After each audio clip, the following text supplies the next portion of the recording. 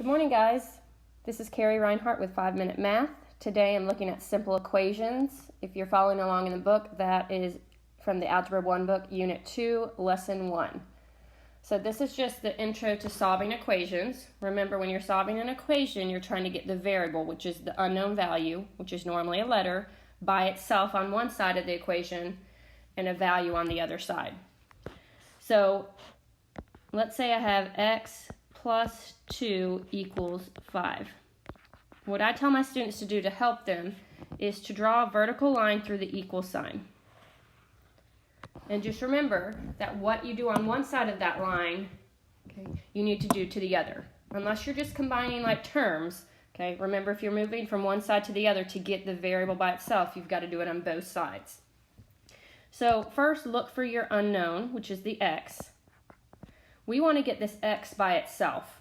And since there's no other x's anywhere in this equation, we want to move everything else that's on the side with the x to the other side. Well, 2 is the only other thing over here, so we need to move it to the other side. To move something to the other side, you have to do the opposite operation. Well, right now it's plus 2. So we need to do the opposite of plus, which is minus. So we need to subtract 2. But remember, what you do to one side, you've got to do to the other. So I need to subtract 2 from each side.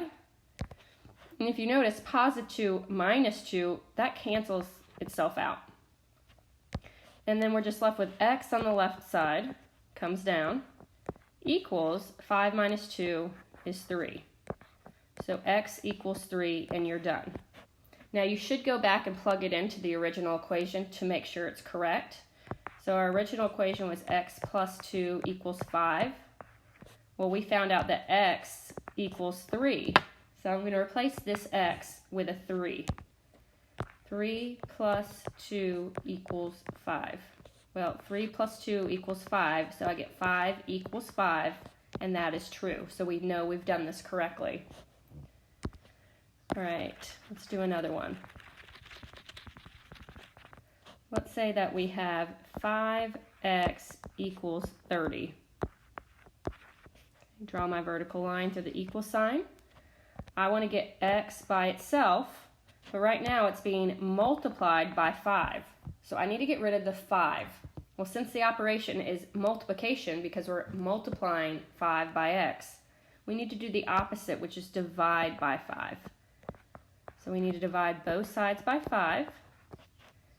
Well, those cancel each other out. If you do it correctly, the opposite operation should cancel it out. You're just left with x on this side equals, well, 30 divided by 5 is 6. Okay, again, we need to check this. So our original equation was 5x equals 30. We found that x equals 6, so I'm going to replace that x with a 6. So I've got 5, and when they're right next to each other, it means times. So that's 5 times 6 equals 30. Well, 5 times 6 equals 30. So I get 30 equals 30, which is true. All right, I'm going to do one more.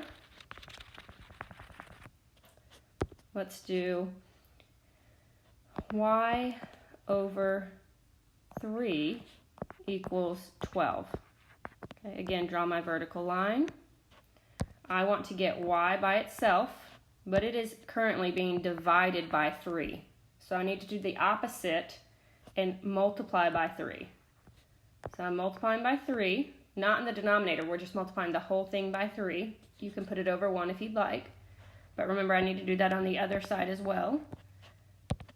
So that these cancel out, and you're just left with y on the left-hand side, equals 12 times 3 is 36.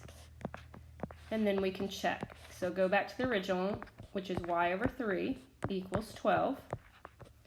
We found that y is 36, so we're going to replace that y with 36. I get 36 divided by 3 equals 12. Well, 36 divided by 3 is 12. I end up with 12 equals 12, which is correct. All right, guys, have a great day.